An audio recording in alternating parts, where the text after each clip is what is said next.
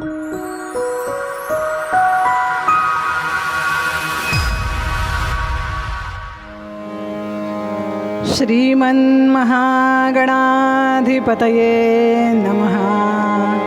श्री गुरुभ्यो नमः. श्री सरस्वत्यै नमः. सजयति सिन्दूरवदनो देवो यत्पादपङ्कजस्मरणं वासरमणिरिव तमसां राशिन्नाशयति विघ्नानाम् अविरलमदजलनिवहं भ्रमरकुलानिकसेवितकपोलम् अभिमतफलदातारं कामेशं गणपतिं वन्दे. या कुन्देन्दुतुषारहारधवला या शुभ्रवस्त्रान्विता या वीणावरदण्डमण्डितकरा या श्वेतपद्मासना या ब्रह्माच्युतशङ्करप्रभृतिभिर्देवैः सदा वन्दिता सा मां पातु सरस्वती भगवती निःशेषजाड्यापहा. गुरुर्ब्रह्मा गुरुर्विष्णुः गुरुर्देवो महेश्वरः गुरुर्साक्षात् परब्रह्म तस्मै श्री गुरवे नमः. सदा सर्वदा योग तुझा घडावा तुझे कारणी देह माझा पडावा. उपेक्षू नको गुणवंता अनंता रघुनायका मागणे हे आता. पुंडलीकवरदा हरिविठ्ठल श्री ज्ञानदेव तुकाराम पंढरीनाथ भगवान की जय. गोपाल कृष्ण भगवान की जय. जगद्गुरु तुकाराम महाराज की जय. मंगलमूर्ती मोरया. जय जय रघुवीर समर्थ. सारे ग प ध सा सा ध प ग रे सा.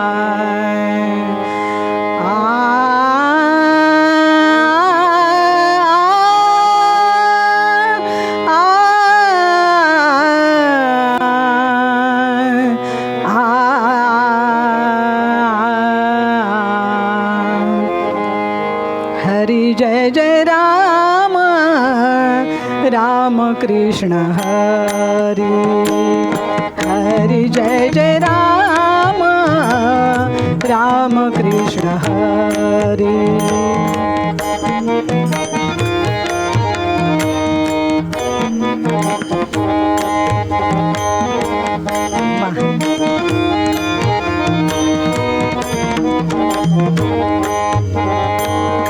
हरि जय जय राम राम कृष्ण हरि. हरि जय जय राम राम कृष्ण हरि.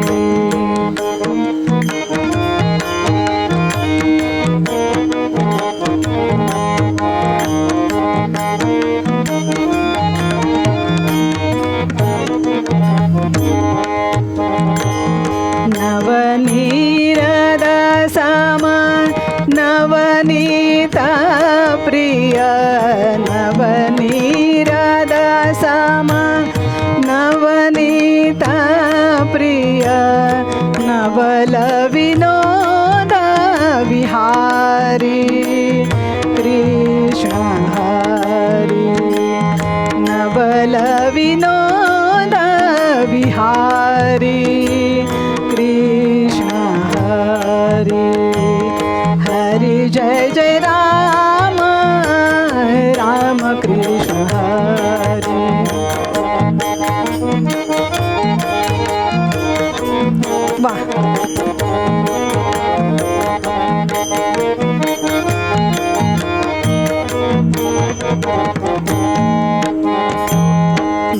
गोवर्धन धर गोपाल नरत गोवर्धन धर गोपाल नरत गोकुल संकट हारी कृष्ण हरी गोकुल संकट हारी राम कृष्ण हरी हरि जय जय राम राम कृष्ण हरी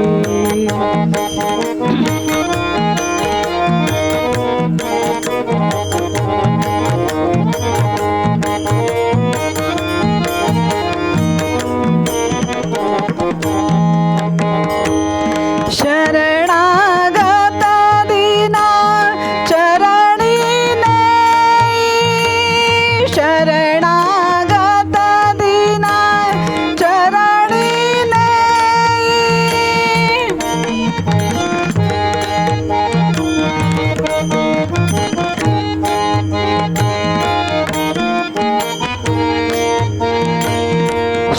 शरणागत दीना चरणी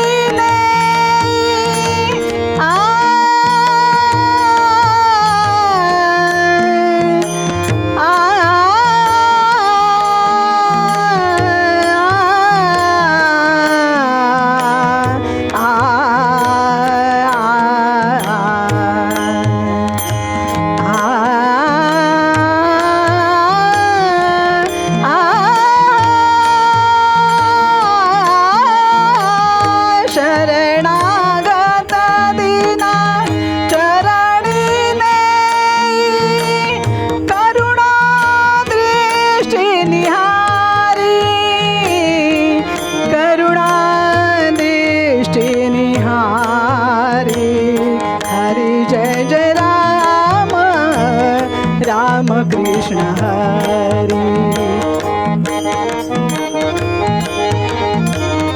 राम कृष्ण हरी हरि जय जय राम राम कृष्ण हरी राम कृष्ण हरी राम कृष्ण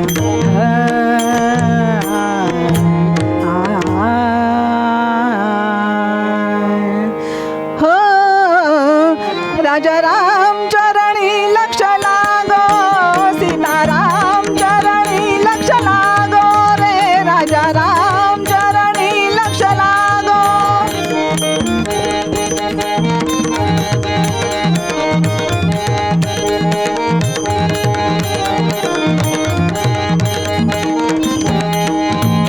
कीर्तन संगे रंगात देह बाळो रामा संगे कृष्णा संगे रे हरा संगे दत्ता संगे गजानन संगे रंगात देह बाळो राजा राम चरणी लक्ष लागो सीताराम चरणी लक्ष लागो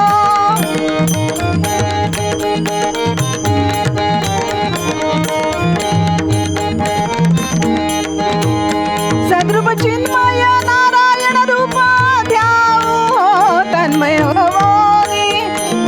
होवोनी बलवंत प्रेम गाऊ राजा राम चरणी लक्ष लागो सीताराम चरणी लक्ष लागो रे राजा राम चरणी लक्ष लागो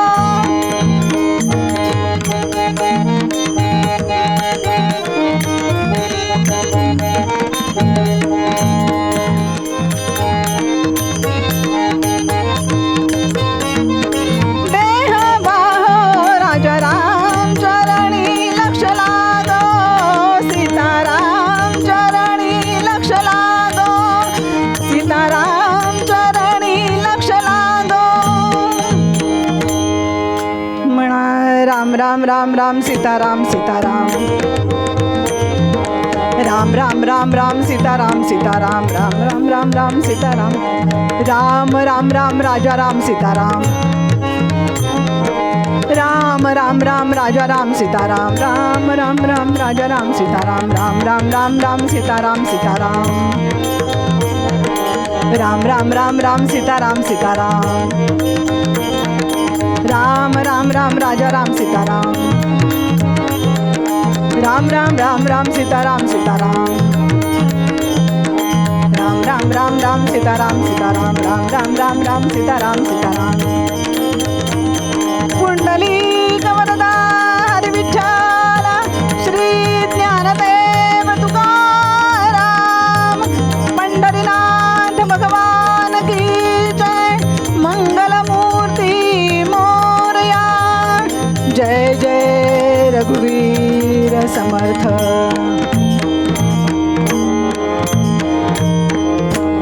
नमस्कार. जुन्या विद्वान कीर्तनकारांच्या कीर्तनाच्या आनंदासह नवीन अनेकांना या कीर्तनाचं व्यासपीठ उपलब्ध करून देणारा एकमेव यूट्यूब चॅनल कीर्तन विश्व. या कीर्तन विश्वचा प्रकल्प 12 वर्ष चालणार आहे. पैकी 5 वर्ष पूर्ण झाली आहेत. अनेक नवीन कीर्तनकार, अनेक नवनवीन विषय, अनेक नवनवीन मालिका आपण त्यामध्ये सादर केल्या आहेत. तेव्हा हा प्रकल्प आता पूर्णत्वाकडे जाण्यासाठी शक्यतो जेवढी शक्य असतील तेवढी कीर्तनं आपण प्रायोजित करा असं आवाहन करतो. प्रायोजित करणं शक्य नसेल तर यथाशक्ती जी काही आपल्याला मदत करता येईल ती जरूर करा. आणि या आर्थिक मदतीबरोबरच आणखीन एक, आपल्याकडे जुन्या कीर्तनकारांच्या काही संहिता उपलब्ध असतील तरी आमच्याकडे पाठवा. कारण सगळ्या नवीन कीर्तनकारांच्यासाठी एक मोठी कीर्तन संहितांची बँक तयार करण्याचा सुद्धा आम्ही प्रकल्प करतो आहोत. आणि अनेक जुन्या जाणत्या वेगवेगळ्या पठडीतल्या कीर्तनकारांची कीर्तनं ही रेकॉर्ड व्हावीत, आर्काईव्ह व्हावं या दृष्टीनं आपला हा प्रयत्न चालू आहे. तेव्हा असे कोणी कीर्तनकार असतील तरी त्यांची सुद्धा माहिती पाठवा. कार्यालयाचे नंबर आपल्या समोर आहेत. तेव्हा या प्रकल्पासाठी शेअर करा, सबस्क्राईब करा. हा तर विषय महत्त्वाचा आहेच, पण प्रायोजित करा आणि याचबरोबर अनेकांना या प्रकल्पामध्ये जोडून कीर्तन विश्वची बळकटी वाढवत राहा, एवढीच आपल्या सगळ्यांना प्रार्थना.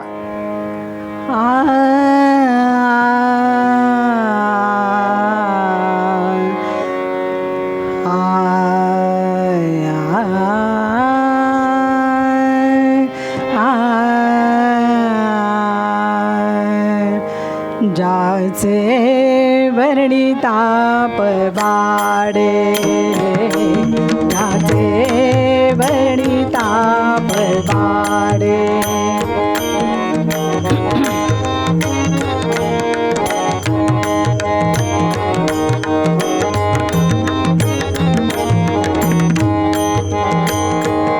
श्रुतिशास्त्रा मौन पडे, श्रुतिशास्त्रा मौन पडे. जाचे वर्णी ताप वाडे, जाचे वर्णी ताप वाडे, जाचे वर्णी ताप वाडे.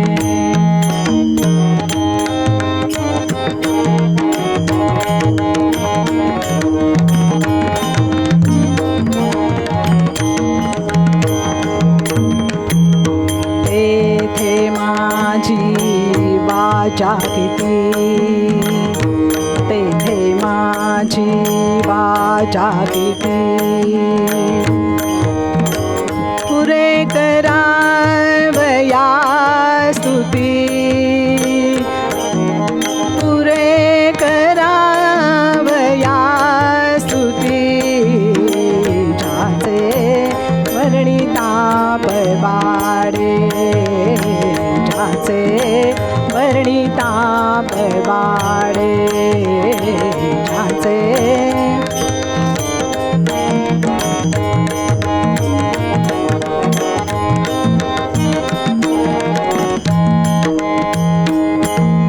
हो शिणती सहस्र तोंडे,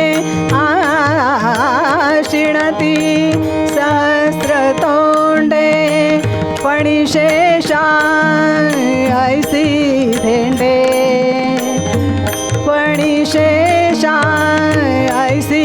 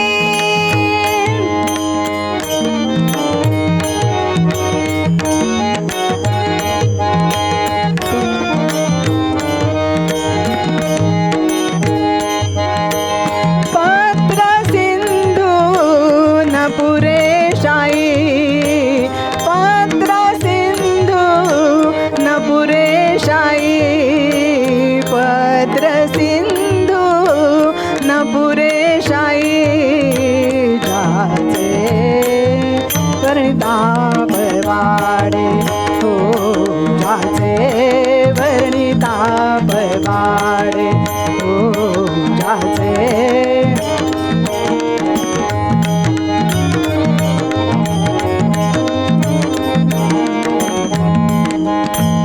श्रुतिशास्त्रा मौन पडे श्रुतिशास्त्रा मौन पडे ज्याचे वर्णिता पवाडे ज्याचे वर्णिता पवाडे वर्णिता पवाडे वर्णिता पवाडे. ओम नमः प्रणवार्थाय शुद्ध ज्ञानैकमूर्तये निर्मलाय प्रशांताय दक्षिणान्मूर्तये नमः.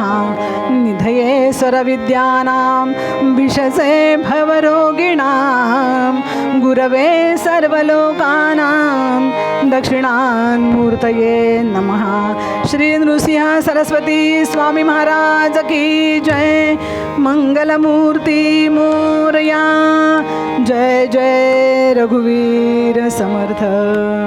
वसुदेवसुतं देवं कंसचाणूरमर्दनं देवकी परमानन्दं कृष्णं वन्दे जगद्गुरु. गोपालकृष्ण भगवान की जय.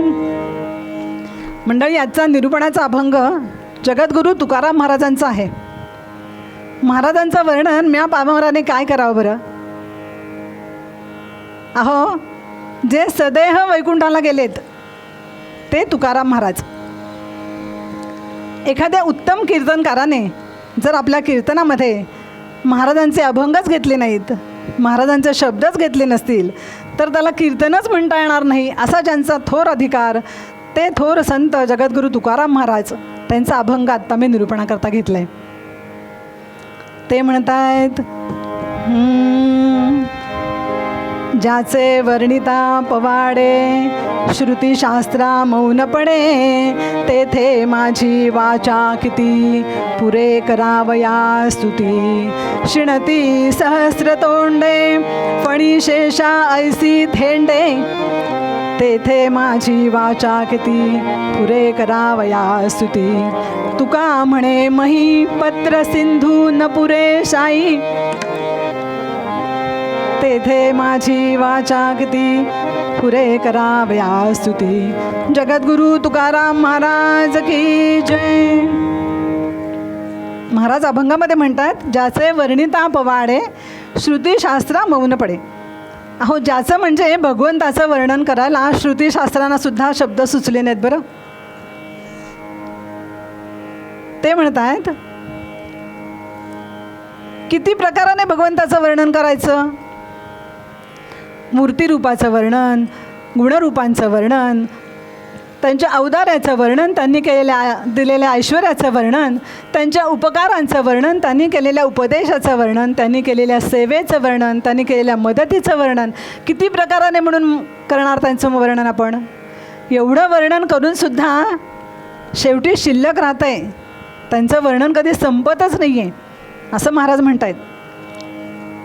महाराज म्हणतायत, शिणती सहस्र तोंडे फणी शेषा ऐसी धेंडे.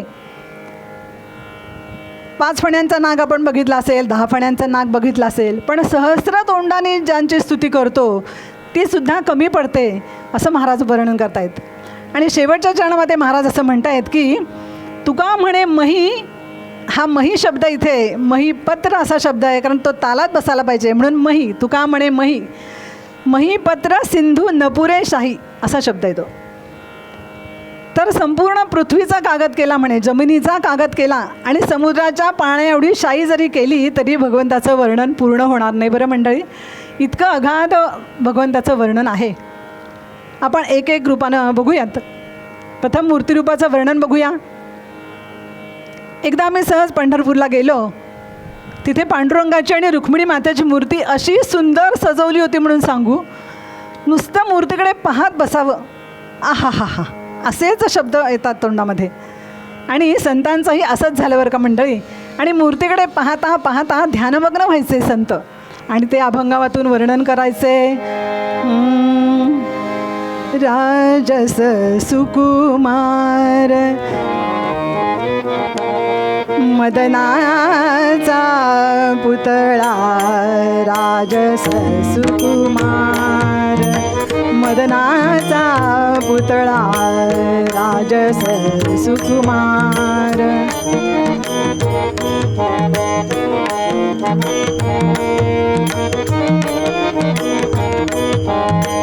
रवी शशिकळा लोपलिया राजस सुकुमार मदनाचा पुतळा राजस सुकुमार राजस सुकुमार राजस सुकुमार मदनाचा पुतळा. अहो राजस सुकुमार मदनाचा पुतळा दिसतोय संतांना. मदनाचं वर्णन केव्हा करतात? जेव्हा अगदी सगळ्यात शेवटी आता अगदी मदनापेक्षा सुंदर नाही, मदनासारखा सुंदर, अशा वेळेला मदनाची उपमा दिली जाते. आणि महिलांना रतीपेक्षा सुंदर नाही, रतीसारखी सुंदर दिसते, तिच्यापेक्षा सुंदर कोणीच नाही आहे, अशी उपमा दिली जाते. तेव्हा पांडुरंगाची मूर्ती माऊलींना तुकाराम महाराजांना कशी वाटली? तर मदनासारखी सुंदर वाटली. आमच्या माऊलींना कशी वाटली होती मूर्ती? रूप पाहता लोचनी रूप पाहता लोचनी वा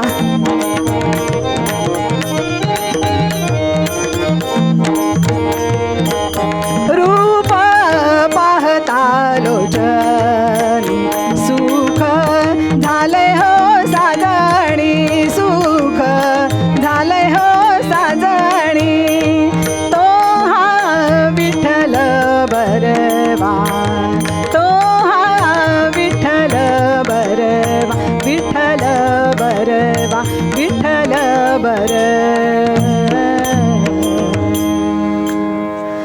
आमच्या माऊलींना डोळ्यांना सुखावणारी मूर्ती वाटली. रूप पाहता लोचनी सुख झाले हो साजणी. माऊलींना डोळ्यांना सुखावणारी, संपूर्ण सुख आपल्याला नेत्रसुख देणारी अशी ही मूर्ती भासली. खरंच आहे हो, पांडुरंगाच्या मूर्तीकडे पाहताना सगळेजण भान हरपून जातात. आता गुणरूपाचं वर्णन बघूया. आमच्या प्रभू रामरायांकडे किती गुण होते म्हणून सांगू.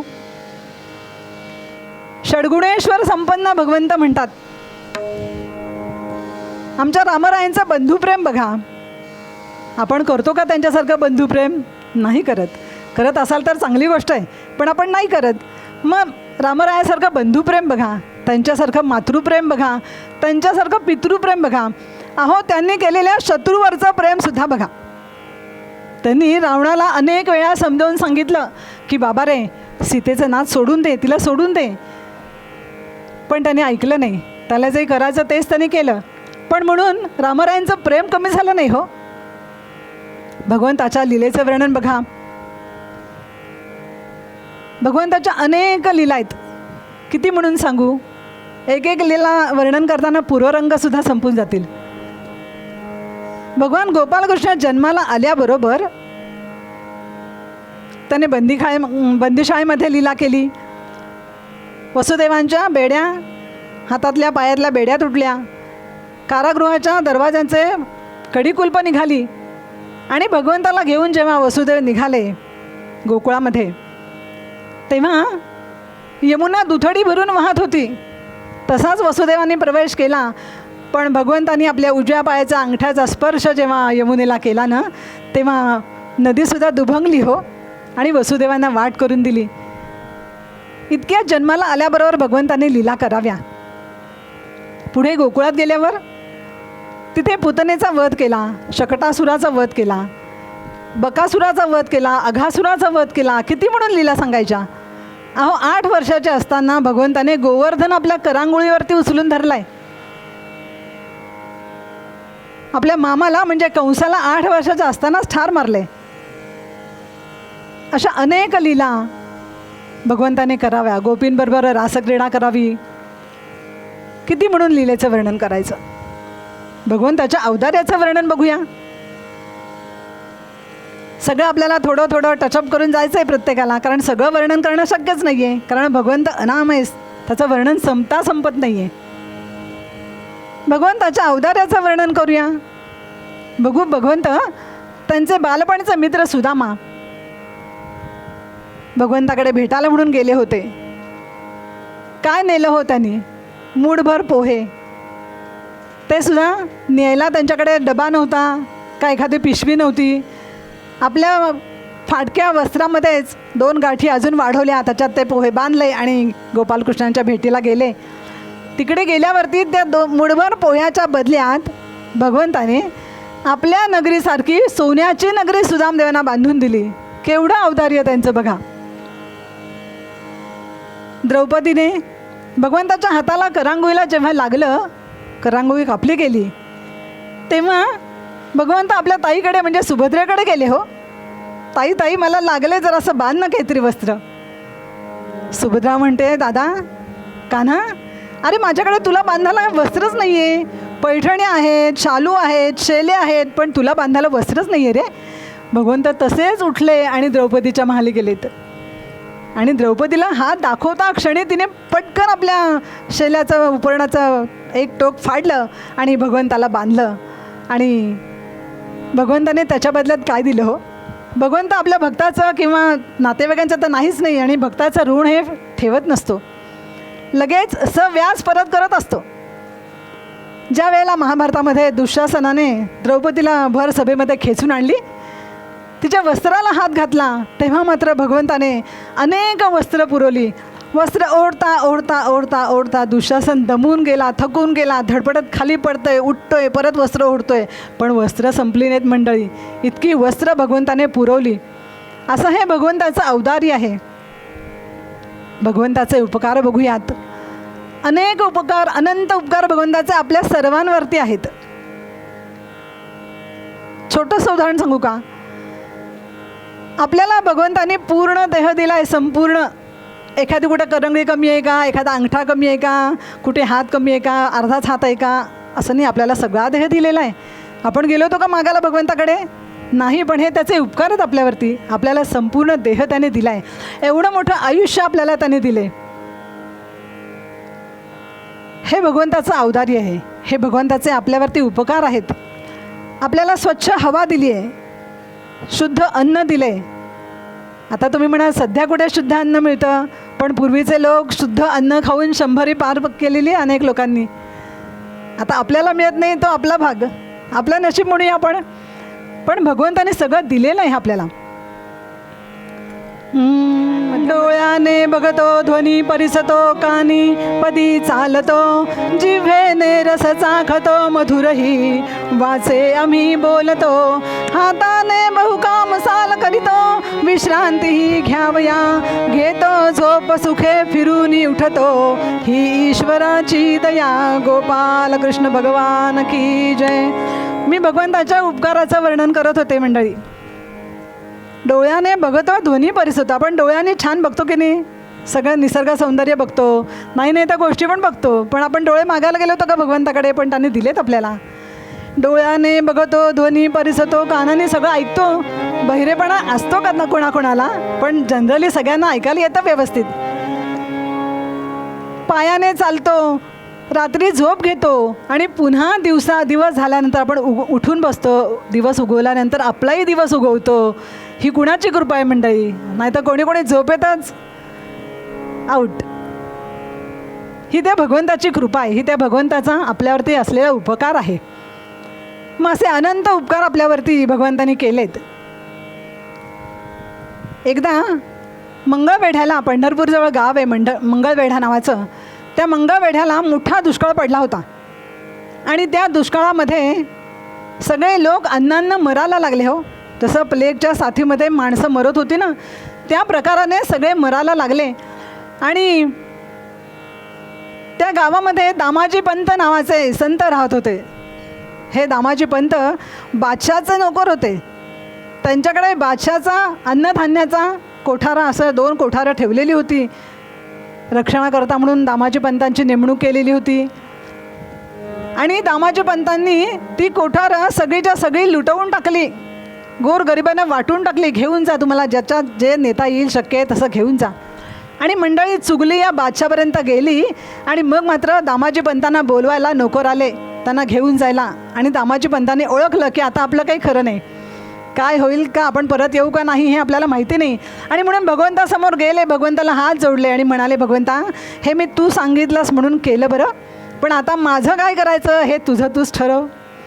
असं म्हणून दामाजी पंत त्या नोकरांबरोबर जायला निघाले.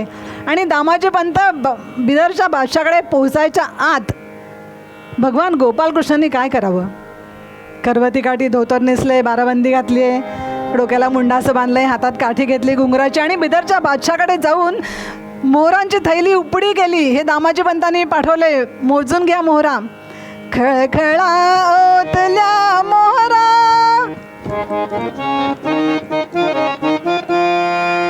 मोजून पावती करा. खळखळा ओतल्या मोहरा, त्याची मोजून पावती करा. ढिग बघून चमकल्या नजरा, चमकल्या नजरा, चमकल्या नजरा. शहा घाली बोट तोंडात, झाला महार पंढरीनाथ, झाला महार पंढरीनाथ, पंढरीनाथ, पंढरीनाथ. वेळ कमी आपल्याकडे, संपूर्ण म्हणायला वेळच नाही आहे ना. मोहरांचा ढीग रचला, हे भगवंताचं देणं आहे. हा भगवंताचा आपल्यावरती दामाजी पंतांच्यावरती झालेला उपकार आहे. मंडळी, भगवंताचा पराक्रम तर आपण पाहिलाच आहे. लहानपणातच मामाला मारून बसलेत, हिरण्यकश्यपूचा वध केला आहे, अनेक पराक्रम भगवंताने केलेले आहेत. सगळा पाढा वाचत बसायची गरज नाही, आपल्याला सगळ्यांना माहिती आहे. असं हे भगवंताचं इतक्या प्रमाणात प्रत्येकामध्ये आपल्याला वर्णन करता येत आहे. पण ते वर्णन करून भगवंताचं वर्णन संपलं का हो? नाही संपलं. कारण ते वर्णन सत्य आहे मंडळी, सत्य कधी संपत नसतं. आमच्या व्यास महर्षींनी 18 पुराणं लिहिली, पण त्यांच्या मनाला शांती लाभली नाही. शेवटी देवर्षी नारद आले, त्यांनी महर्षींना सांगितलं की तुम्ही भगवंताच्या लीलापर ग्रंथ लिहा, तुम्हाला शांतता निश्चित लाभेल. आणि म्हणून भागवताची रचना झाली आणि महर्षी व्यासांना शांती मिळाली आहे. भगवंताचं वर्णन संपलं का इथे? नाही संपलं. प्रत्येक कथा कादंबऱ्याकारांनी आपापल्या पद्धतीने, आपापल्या परीने आपल्याला जसं समजेल तसं भगवंताचं वर्णन करत गेले. कोणी कादंबऱ्या लिहिल्या, कोणी कथा लिहिल्या, कोणी भक्तिपर गीतं लिहिली, कोणी पोवाडे लिहिलेत भगवंताच्यावरती, कोणी चित्रपट काढले, टी व्ही सिरियलमध्ये सुद्धा भगवंताचं वर्णन केलं जायचं मंडळी. तरीसुद्धा भगवंताचं वर्णन संपलं नाही, कारण ते सत्य आहे. सत्य कधी संपत नाही. आणि खोटं हे आपल्याला चिटकवावं लागतं, कारण आपल्याला दुसऱ्याकडून काहीतरी हवं असतं, तेव्हा खोटं आपण चिटकवतो त्याला, की तू छान दिसतोयस रे, तुझी ती साडी मला देशील का एक दिवस नेसायला. हे खोटं आपण चिटकवतो की त्याला समाधान वाटावं. तो छान दिसतोय नसतं दिसत, पण त्याला समाधान वाटावं म्हणून आपल्याला बोलावं लागतं. तू किती हुशार आहेस हे असं बोलावं लागतं, प्रत्यक्षात नसतं. एकदा एक राजाने दरबार भरवला होता. या दरबारामध्ये बरेच दरबारामध्ये बसलेली मंडळी. त्यात राजाने एक प्रश्न केला. राजा म्हणाला, मी जो प्रश्न विचारेल त्याचं उत्तर मला कोण देईल? त्यांनी हात वर करायचं. हात वर कोणीच केला नाही, कारण प्रश्नच माहीत नव्हता, तर हात वर कसं करणार. परत राजाने तेच वाक्य परत रिपीट केलं की मी ज्या प्रश्नाचं उत्तर विचारेल ते कुणाला येतं आहे, त्यांनी हात वर करा. त्यातल्या त्यात एक जण उठून उभा राहिला, म्हणाला, महाराज मी आपल्या प्रश्नाचं उत्तर देतो, पण तुम्ही प्रश्नच विचारला नाही अजून. हां बरं, पुढे ये प्रश्न विचारतो. म्हणून ती व्यक्ती पुढे आली. काय विचारं बरं राजाने? राजाने त्याला विचारलं, अरे हे बघ असं आहे, माझ्या सर्वांगावरती केस आहेत, पण माझ्या तळहातावरती केसच नाही आहेत, त्याचं कारण काय? ती व्यक्ती जी होती ना ती हुशार होती. ती म्हणाली, महाराज अतिशय सोपा प्रश्न विचारलात तुम्ही मला. तुमच्या हातावर केस नाही त्याचं कारण हवे ना. अहो असं काय करताय महाराज, तुम्ही की नाही खूप दानशूर आहात. कुणी कुस्तीमध्ये नंबर मिळवला त्यांना बक्षीस द्याल, कुणी गीतेमध्ये नंबर मिळवला त्यांना बक्षीस द्याल, कुणी पहिला नंबर आणखीन कशात मिळवला, शास्त्रात मिळवला त्याला बक्षीस द्याल. असं तुम्हाला दान देण्याची सवयच लागून गेली आहे. प्रत्येकाला क्षुल्लक कारणाने तुम्ही दान देत जाता आणि दान देऊन देऊन तुमच्या हातावरचे केस गेले महाराज. बरं असं आहे काय? अरे पण मग तुझ्या पण हातावर केस दिसत नाही आहेत. महाराजांनी पटकन त्याचे हात बघितले आणि त्याला विचारलं, अहो महाराज हे पण सोपंच आहे की. काय आहे माहिती आहे का, तुम्ही दान देता की नाही? प्रत्येक वेळेला बहुतेक माझाच पहिला नंबर असतो. प्रत्येक वेळेला दान घ्यायला मीच सापडतं तुम्हाला द्यायला, आणि म्हणून तुमच्याकडनं दान घेऊन घेऊन घेऊन माझ्या पण हातावरचे केस गेले महाराज. मग महाराजांनी काय केलं, सगळ्यांना विचारलं, सगळ्यांनी आपापले हात दाखवा बरं. सगळ्यांनी आपापले हात वर केले. अरे म्हणे या सगळ्यांच्याच हातावरती केस नाही आहेत, त्याचं कारण काय? अहो महाराज इतकं सोपं आहे हे. तुम्ही मला दान देत राहता, मी ते घेत राहतो, आणि ही सगळी मंडळी माझ्यावरती जळत राहतात. यालाच का दान मिळतंय, ह्यालाच का दान मिळते, ह्याचं वाटोळं होऊ दे, ह्याचं वाटोळं होऊ दे करून सगळे हाताला हात घासून ह्यांचेही मंडळी हातावरचं केस निघून जातात. तात्पर्य हे सगळं खोटं आहे. राजा खोटा, तो त्या विचारलेला प्रश्न खोटा, उत्तर देणारा खोटा आणि उत्तरही खोटी. खोटं चिरकाल टिकत नाही, ते कधी ना कधीतरी उघडं पडतंच. पण सत्य मात्र हे चिरकाल टिकणारं आहे. ते कधीही झाकलं जात नाही, ते संपत नाही. मग आता आपण भगवंताची सत्य आहे म्हणून स्तुती करायची, भगवंताचं स्मरण करायचं आणि भगवंताला शरण जायचं, आणि मग भगवंत आपल्याला आपलासा करता येतो. ह्याच्यामध्ये भगवंताला शरणागती आपण पत्करायची. एकनाथ महाराज यासाठी एक मस्त सुंदर अभंग म्हणतायत. अनन्य शरण रिघा प्रभुला, अनन्य शरण रिघा प्रभुला, अनन्य शरण रिघा.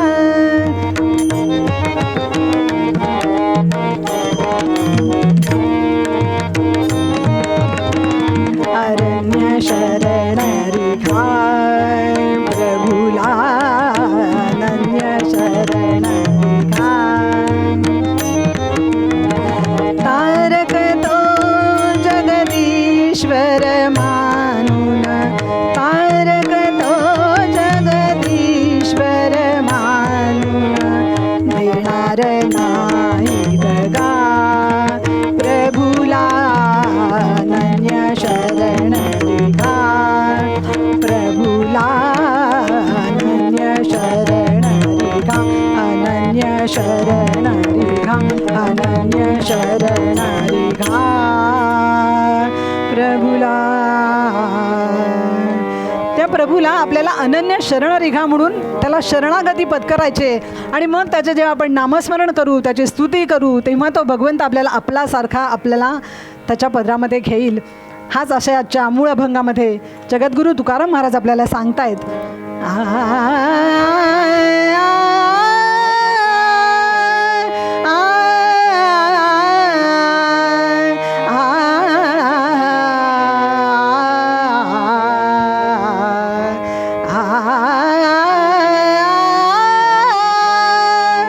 ज्याचे वर्णिता पवाडे पवाडे, ज्याचे वर्णिता पवाडे पवाडे, ज्याचे वर्णिता पवाडे पवाडे.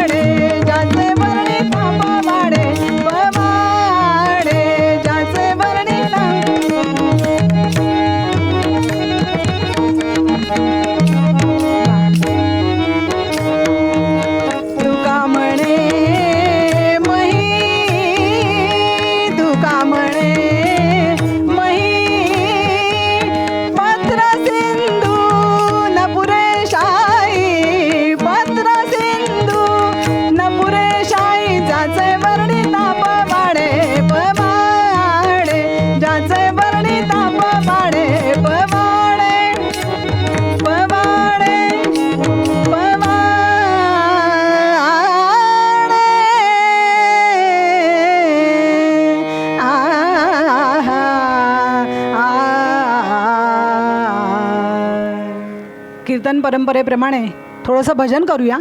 पण तत्पूर्वी आपल्या सर्वांना कीर्तन विश्व हे चॅनल, या चॅनलमध्ये आपल्याला सर्वांना भरपूर कीर्तनं ऐकायला मिळावी यासाठी या चॅनलला सबस्क्राईब करा.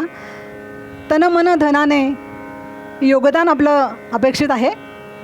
आणि आपल्याला जेव्हा कीर्तनं ऐकायचे आहेत, जिथे ऐकायचे आहेत, जे जे कीर्तन ऐकायचे ते आपण सर्व करू शकाल ही मला खात्री आहे. आणि आपणही आपलं योगदान द्याल याचीही मला खात्री आहे.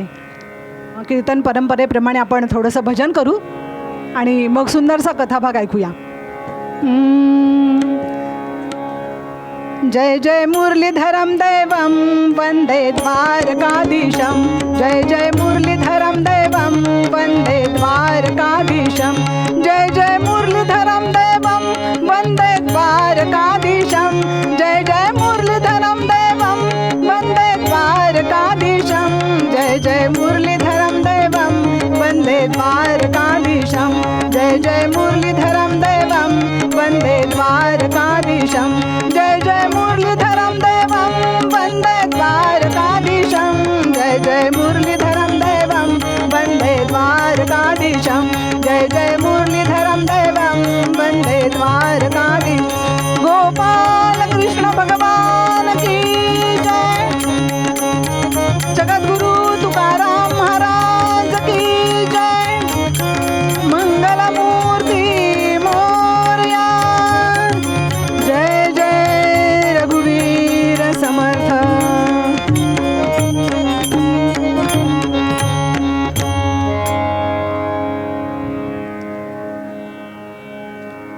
भगवान गोपाल कृष्णांच्या पदस्पर्शाने पुनीत झालेली द्वारका नगरी मंडळी. या द्वारिकेला अनेक यादवांचं वास्तव्य आहे.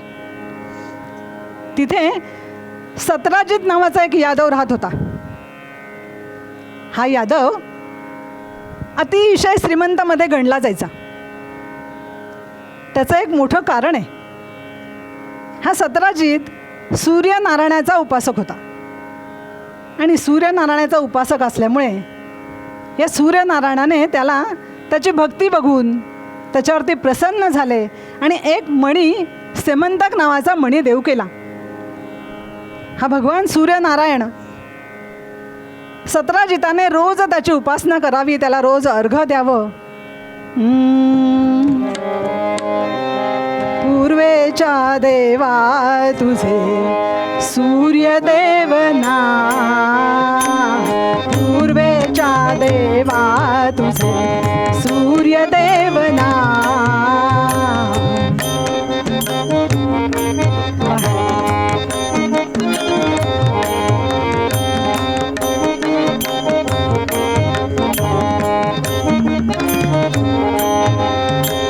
प्रभाती सयेसी सारा जागवित गा. पूर्वेच्या देवा तुझे सूर्यदेव नाम.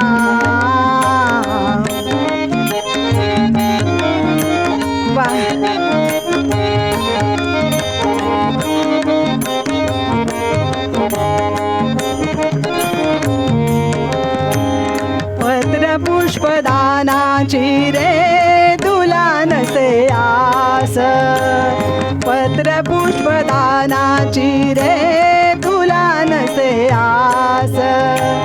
तूच चालून यायसी माझी या घरास. तूच चालून यायसी माझी या घरास. भक्ता ठाई गुंतलासे तुझा भक्तिभाव. प्रभाती सयेसी सारा जागवित गा. पूर्वेच्या देवा तुझे सूर्यदेव नाम. सूर्यदेव नाम. सूर्यदेव नाम.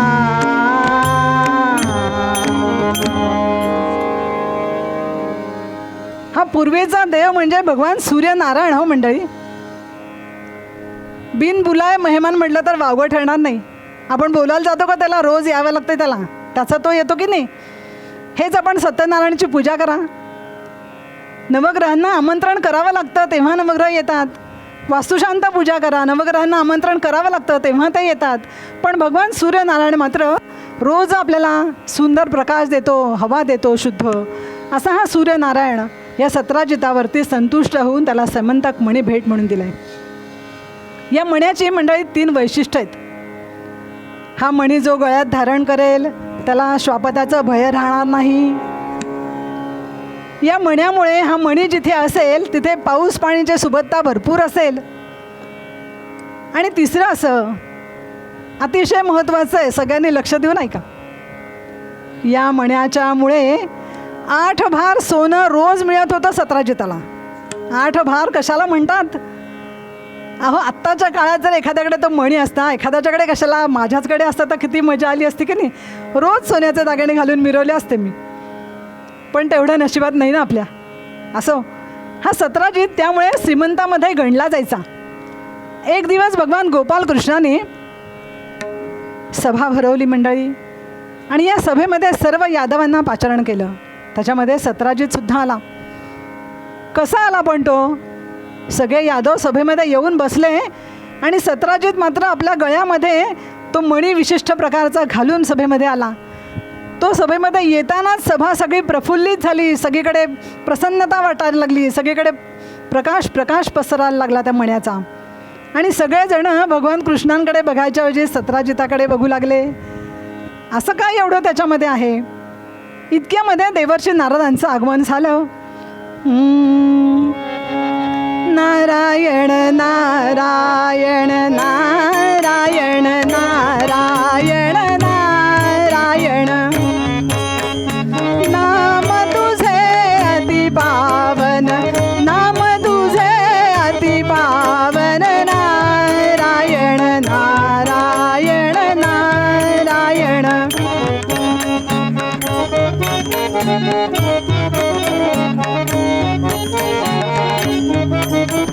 तू धरणी तूच गगन, तू धरणी तूच गगन, तूच आप तेज पवन, तूच आप तेज पवन, तू स्थितिलय रजनी दिन, तू स्थितिलय रजनी दिन, तूच कार्य तू कारण, नारायण नारायण नारायण नारायण नारायण नारायण. या गादीचे मालक देवर्षी नारद आहेत. त्यांना पाचारण नाही केलं तर कीर्तन व्हायचं नाही बहुतेक. देवर्षी नारदांची स्वारी आली आणि त्यांनी सत्राजिताच्या गळ्याकडल्या मण्याकडे त्याचं लक्ष गेलं नारदांचं, आणि सत्राजिताच्या शेजारी जाऊन बसले. नारद म्हणाले, वा वा सत्राजिता, तुझा आज काही वेगळाच थाट दिसतोय. तू या मण्यामुळे जे सुंदर दिसतोयस ना, तो मणी जर गोपाळकृष्णाने दिला ना तर ते आणखीन सुंदर दिसतील. तेव्हा तू त्यांना देऊन टाक बरं. मंडळी, आपल्या जवळची वस्तू दुसऱ्यांना देऊन टाक असं सहज म्हणणं सोपं आहे, पण ते सत्राजिताला रुचलं नाही. तो ताडकन उठून उभा राहिला सभेमध्ये. अजून सभा तर सुरू व्हायची आणि सभेमध्ये उठून उभा राहिला. नुसता उभा राहिला नाही तर दान पावलं टाकीत निघूनही गेला. मंडळी, गळ्यातला मणी काढून देवारामध्ये नेऊन टाकला. त्या दिवसाचा दिवस संपला. दुसरा दिवस उजाडला. मंडळी, दुसऱ्या दिवशी या सत्राजिताचा भाऊ प्रसेन नावाचा, त्याने तो मणी दादाकडून घेतला आणि आपल्या गळ्यामध्ये घातला. दादा म्हणाला, दादा तू रोज मणी घालतोस, आज मी घालणार, आणि नुसतं घालणार नाही तर मी मणी घालून शिकारीला जाणार आहे. हां. आणि तो मणी घालून प्रसेन घोड्यावर बसून शिकारीला निघून गेला. काही अंतरावर वनामध्ये गेला. तोच एका सिंहाने या प्रसेनवरती झडप घातली आणि त्या प्रसेनला चावा घेऊन त्याला मारून टाकलं. त्याच्या गळ्यातला मणी तोंडात धरला आपला आणि तो निघायला लागला. इतक्यामध्ये मोठा एक अस्वल महाकाय असा आला आणि त्याने सिंहावरती झडप घातली. त्याच्या हातातला मणी, तोंडातला मणी हिसकावून घेतला. सिंहाला त्या अस्वलाने ठार मारलं आणि अस्वल आपल्या गुहेमध्ये जायला निघाला. कोण होता हा अस्वल बरं? तो होता जांबुवंत.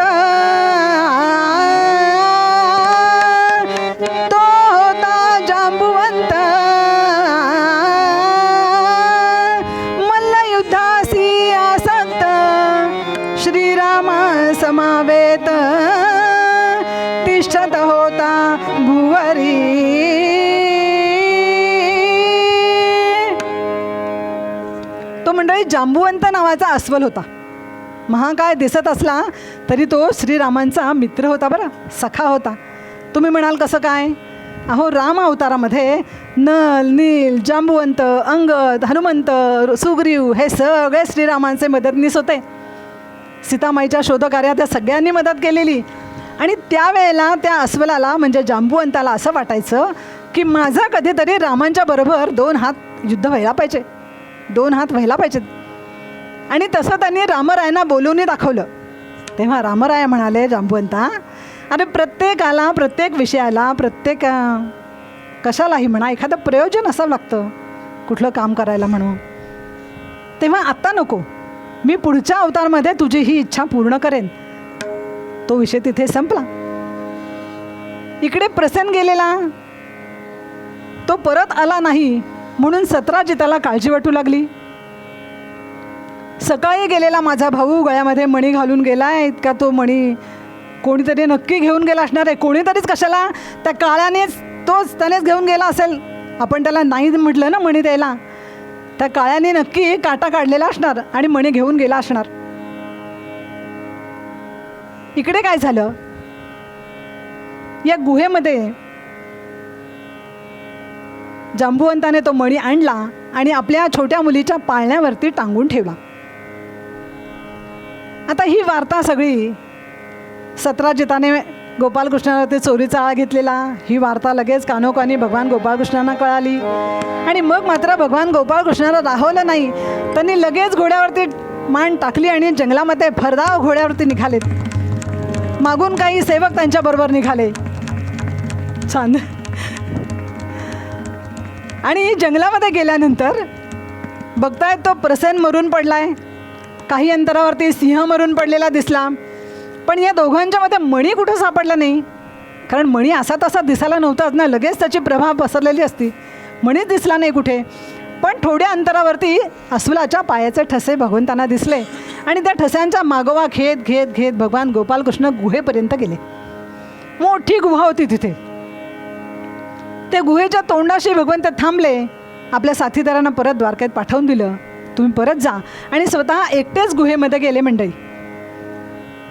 आता गुहेमध्ये भगवंत गेल्यानंतर भगवंतांनी काय पाहिलं हो, त्या पाळण्यावरती भगवंताचं लक्ष गेलं. सुंदर मण्याचं तेज सगळीकडे पसरलं होतं. गुहेमध्ये सगळा लखलखाट झालेला होता आणि भगवंताचं लक्ष मण्याकडे गेलं. पण त्या गुहेमध्ये अनेक अस्वलेणी आपापल्या कामामध्ये रत होत्या. त्या अस्वलेणींचं भगवंताकडे लक्ष गेलं. आणि काय सांगू तुम्हाला मंडळी, त्या अस्वलेणीचं काम जिथल्या तिथे थांबलं, जसं काय त्यांना स्टॅच्यू दिलाय कोणीतरी. सगळ्या मूर्तिरूपात उभ्या राहिल्यात भगवंताकडे एकटक बघत. असं भगवंताचं सौंदर्य होतं म्हणून सांगू. आणि भगवंतांना विचारतायत की हे सुंदर पुरुषा, तू इथे कशा करता आलायस? भगवंत म्हणाले, त्या मण्यासाठी मी आलोय. हा मणी सत्राजिताचा आहे, तो त्याला मला द्यायचा आहे. त्यांनी माझ्यावरती चोरीचा आळ घेतला आहे. पण त्या सगळ्या अस्वलेणी म्हणायला लागल्या, हे सुंदर पुरुषा, तुला मणी तर मिळणार नाहीच, पण आला तसा तू निघून जा. नाहीतर तो महाकाय अस्वल झोपलेला आहे ना, तो जर जागा झाला तर मग मात्र तुला मृत्यूदंड देईल, तुला मृत्यूला मुकावं लागेल. भगवंत म्हणाला, मी तर जाणार नाहीच मणी घेतल्याशिवाय. म्हणून भगवंताने आपला उजवा पाय जोराने आपटला तिथे. असाच बरोबर हे होते वाटतं तिथे तेव्हा दांड करायला. आणि जोरात पाय आपडल्यानंतर त्या महाकाय अस्वलाची निद्रा भंग पावली आणि तो मंडळी दान पावलं आपटत त्या भगवंतांच्या पर्यंत पोहोचला हो. आणि विचारतोय, कशा करता आलात आपण? भगवंत म्हणतात, मला तो मणी पाहिजे, मला सत्राजिताला मणी द्यायचा आहे म्हणून मी आलो आहे. तुम्हाला मणी हवा आहे?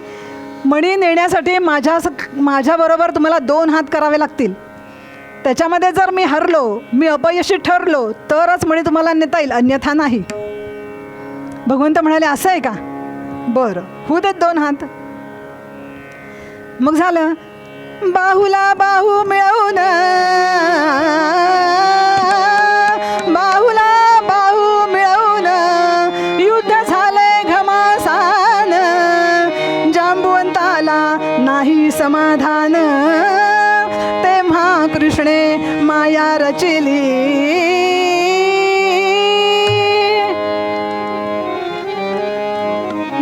हात जेव्हा केले जांबुवंताने, मल्लयुद्ध जेव्हा भगवंताशी केलं, पण जांबुवंताला काही समाधान मिळालं नाही मंडळी. मग मात्र कृष्णाने तिथे अशी काही माया केली, तर जांबुवंताला उचलला, गर गर गर गर गर गर फिरवून दिला भिरकावून, लांब दुसऱ्या एका कोपऱ्यात जाऊन पडला. परत तिथून धडपडत उठून आला, परत भगवंताशी 2 हात करायला लागला. परत भगवंताने उचलला, गर गर गर गर गर गर फिरून दुसऱ्या कोपऱ्यात फेकून दिला. परत तो उठून धडपडत आला, परत तो युद्ध करायला तयार झाला. असं 3-4 वेळेला झालं मंडळी. आणि शेवटच्या वेळेला जेव्हा जांबुवंत धडपडत उठून आला भगवंताकडे, तेव्हा जेव्हा भगवंताचा मुखाकडे जांबुवंत बघतो आहे, तर भगवंताचा प्रभू रामरायांचं रूप दिसायला लागलं. आणि काय आश्चर्य मंडळी, जांबुवंत एकदम थंडगार पडल्यासारखा झाला. भगवंतांना पाहिल्यानंतर कोण आश्चर्य वाटलं त्याला. चटकन भगवंताचं जाऊन पाय धरले. दक्षिणे लक्ष्मणो यस्य वामे तू जनकात्मजा पुरतो मारुतिर्यस्य त्वं वंदे रघुनंदनम. गोपाल कृष्ण भगवान की जय. राजाधिराज रामचंद्र भगवान की जय. आणि असं मुखकमलाकडे पाहतोय तर रामरूप दिसायला लागलं, आणि चरणाकडे पाहतोय तर गोपालकृष्णांचे चरण. प्रश्नार्थक नजरेने वरती बघतोय जांबुवंत. काही नाही, मी तुला मागच्या अवतारामध्ये पुढच्या अवतारात तुझ्याशी द्वंद्वयुद्ध करेन म्हणून वचन दिलं होतं की नाही. मी माझं वचन पूर्ण केलं. आणि आता मात्र जांबुवंताने आपल्याकडे जो मणी होता तो भगवंताला सुपूर्त केला. आणि आपली सुंदर अशी मनुष्य देहधारी दिसणारी जांबुवंती नावाची कन्या ही पण भगवंताला देऊ केली, भार्य म्हणून दिली. तिथे त्या दोघांचा विवाह झाला. आणि देवर्षी नारदांचं पुन्हा एकदा आगमन झालंय. नारायण नारायण नारायण. आता इथे भगवंतांनी अशी लीला केली आहे की सर्वांना जांबुवंती ही देहधारी दिसत होती, फक्त देवर्षी नारदांना मात्र ती एक अस्वलेण दिसत होती. आणि नारदांनी भगवंतांना प्रश्न केला, काय भगवंता, तुम्ही असा विवाह केलात? तुम्हाला भक्तांनी काहीही दिलेलं चालतं. हां, देवर्षींनी असा प्रश्न केल्यानंतर भगवंतांना आश्चर्य वाटायचं राहिलंच नाही. हो, भगवंत पण आश्चर्यचकित झाले, असं का विचारत आहे हा? कारण सगळ्यांना बाकीच्यांना जांबुवंती दिसत होती मनुष्य देहधारी. पण भगवंत म्हणाले, असू दे नारदा, आमच्या विवाह प्रसंगी आपण आलात की नाही, एक सुंदर गाणं होऊन जाऊ देत, संगीत मैफल बसू दे एकदा. देवर्षी नारद म्हणतो, काय देवा, इथे मी गाणं म्हणू? इथे तुमच्याशिवाय संगीत कोण ओळखतं मला सांगा. भगवंत म्हणाले, नारदा, तुला नाही का गाणं म्हणायचं? ते अस्वलेचं पिल्लू आहे ना, त्या पिल्लाकडे तुझी वीणा दे पाहू, तुझ्या चिपळ्या दे पाहू. आता मात्र नारदांचा नाईलाज झाला आणि त्या अस्वलाच्या पिल्लाजवळ नारदांनी आपली वीणा आणि चिपळ्या दिल्या. भगवंतांनी त्याच्या डोक्यावरती हात ठेवला पिलाच्या, आणि काय सुंदर मधुर वीणा वाजवायला सुरुवात केली. त्या पिल्लाने टिंग टिंग टिंग टिंग करून वीणा वाजवली, सुंदर गाणं केलं. इतकं सुंदर गाणं आजपर्यंत कधी ऐकलंच नव्हतं. आणि मग मात्र अक्षरशः जवळचे सगळे पत्थर म्हणा, खडक म्हणा, सगळे पाझरले. हो, पाझरले, त्याच्यातून पाणी व्हायला लागलं. आणि जेव्हा त्या पिलाने गाणं थांबवलं, हातातली वीणा एका पत्थरावरती ठेवली, दगडावरती ठेवली, चिपळ्या ठेवल्या. आणि जसं गाणं थांबलं तसं ते दगड पाझरायचंही थांबले आणि त्याचं पूर्ण बर्फ होऊन झाला, गोठून गेले सगळे दगड. आणि आता वीणा आणि चिपळी नारदांना परत मिळेना. मग नारद म्हणाले, बघा देवा, मी म्हणालो होतो ना, मी माझी वीणा कुणाला देणार नाही म्हणून. पण भगवंत म्हणाले, नारदा, असं काही नाही, आता तू त्याच्याही पेक्षा सुंदर गा आणि वीणा सोडून घे. मग देवर्षी नारदांनी अतिशय सुंदर राग आळवले वेगवेगळे, पण उपयोग काहीही झाला नाही. दगड काही पाझरले नाही आणि वीणा काही मिळाली नाही. भगवंतांनी पुन्हा त्या पिलाला गायला सांगितलं, अतिशय सुंदर पुन्हा गायन झालं आणि पुन्हा पत्थर पाझरले, पुन्हा त्यातून पाणी झिरपलं आणि नारदांची वीणा आणि चिपळी मोकळी झाली. मंडळी, देवर्षींना वीणा मिळाली, चिपळी मिळाली आणि आता हे तिघंजणं सतराजिताकडे तो मणी देण्यासाठी म्हणून आले. भगवंतांनी सतराजिताला तो मणी सुपूर्त केला आणि सतराजिताला अतिशय मनामध्ये खजील वाटलं. आपण उगाचच त्यांच्यावरती आळ घेतला. चोरीचा मामला तर दुसरंच कोणतरी चोर होते, उगाचच आपण आळ घेतला त्यांच्यावरती. पण म्हणून सत्राजिताने तो मणी भगवंतांना पुन्हा सुपूर्द केला. हा मणी तुमच्याचकडे ठेवा देवा, आणि माझी आवडती अतिशय लाडकी अशी युद्धशास्त्रामध्ये निपुण अशी असणारी सत्यभामा माझी कन्या ही मी तुम्हाला अर्पण करतो आहे. आणि तिथे सत्यभामेचा आणि भगवंताचा विवाह झालेला आहे. आता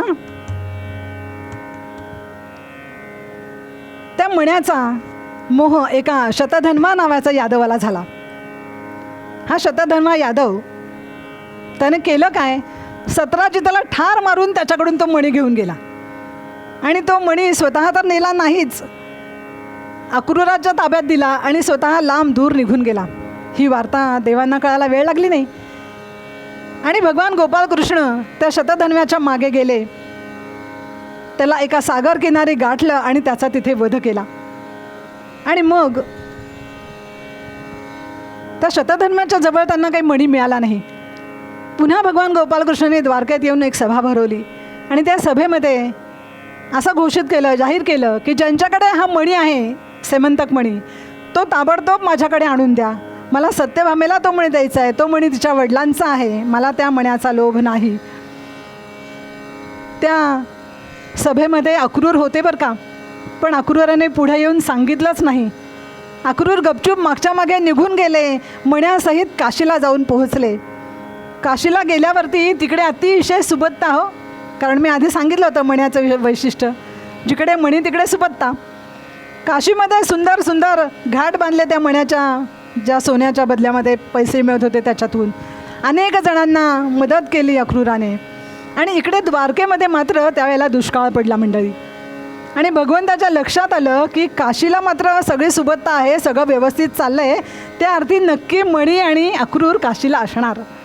आणि म्हणून भगवान गोपाळकृष्णांनी आपला अतिशय लाडका उद्धव त्याला अक्रूराला आणायला काशीला पाठवलं. काशीला पोहोचल्यावरती उद्धवाने आधीच ठणकावून सांगितलं, गोपाळकृष्णांनी मला पाठवले तुला घेऊन जायला, गपचूप माझ्याबरोबर चल आणि मणी गोपाळकृष्णांना देऊन टाक. आणि आता मात्र अक्रूराने माघार घेतली नाही बरं का मंडळी, कारण शरणागती शेवटी पत्करायची आहे. आणि म्हणून अक्रूरसुद्धा मणी घेऊन गोपाळकृष्णांच्या दरबारामध्ये हजर झाले. गोपाळकृष्णांना मणी दिला. गोपाळकृष्ण म्हणतात, अक्रूरा, एवढं सगळं रामायण त्या मण्यामुळे घडलं. प्रसेन मारला गेला, सिंह मारला गेला, शतधन्वा मारला गेला, सत्राजित स्वतः त्या मण्यामुळे मेला, तरीसुद्धा तुला त्या मण्याची आस आहे, तुला त्या मण्याची हाव आहे. मी सुद्धा त्या मण्याचा त्याग केला आहे. नाही महाराज, क्षमा करा महाराज. आणि म्हणून अक्रूराने तो मणी भगवंतांना परत दिला आहे. क्षमा करा अपराध देवा, क्षमा करा अपराध देवा, क्षमा करा अपराध.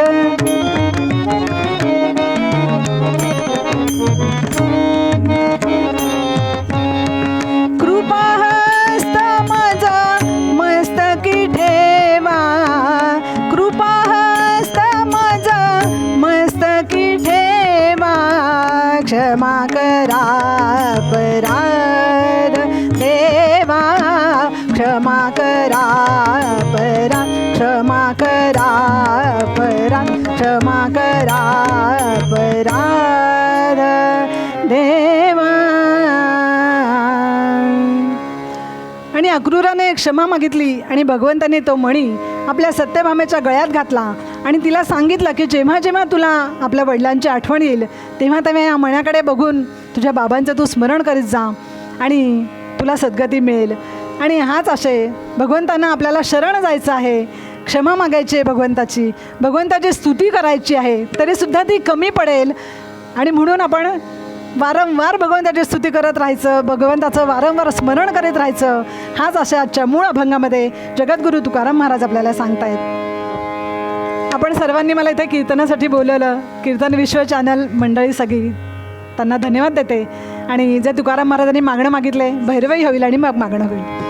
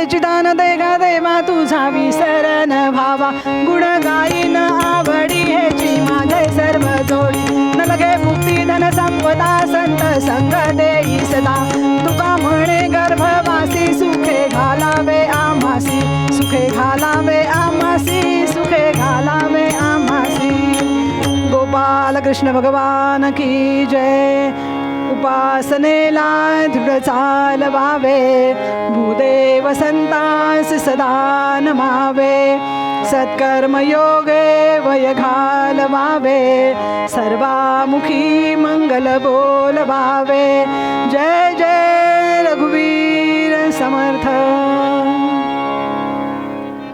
हे कीर्तन आपल्याला कसं वाटलं आपला अभिप्राय जरूर कळवा. हे कीर्तन लाईक करा, शेअर करा. अधिकाधिक लोकांपर्यंत ही कीर्तनाची परंपरा पोहोचण्यासाठी आम्हाला सहकार्य करा. कीर्तन विश्व हे यूट्यूब चॅनल गेली 4 वर्ष अव्याहतपणे सुरू आहे. आपल्या सर्वांच्या मदतीनं सहकार्यानं कीर्तन विश्व यूट्यूब चॅनल अधिकाधिक लोकांपर्यंत पोहोचत आहे, लोकप्रिय होत आहे. मी आपल्या सगळ्यांना विनंती करतो की आपल्या क्षमतेप्रमाणे आपण प्रत्येकानं किमान एक तरी कीर्तन प्रायोजित करा. 61 साजरी करत असताना, 75 साजरी करत असताना, घरात नवीन बाळाचा जन्म झालाय, बारसं झालंय, कुठल्या तरी निमित्तानं कुलदेवताचे आशीर्वाद आपल्याला प्राप्त व्हावे अशा वेगवेगळ्या निमित्तानं एक तरी कीर्तन प्रायोजित करा आणि या कीर्तन विश्व प्रकल्पाला सहकार्य करा. हे एक ईश्वरी कार्य आहे. आपण सगळ्यांनी याच्यामध्ये सहभागी व्हावं आणि या परंपरेचं जतन करावं, संरक्षण करावं आणि संवर्धन करावं अशी मी आपल्या सगळ्यांना विनम्र प्रार्थना करतो.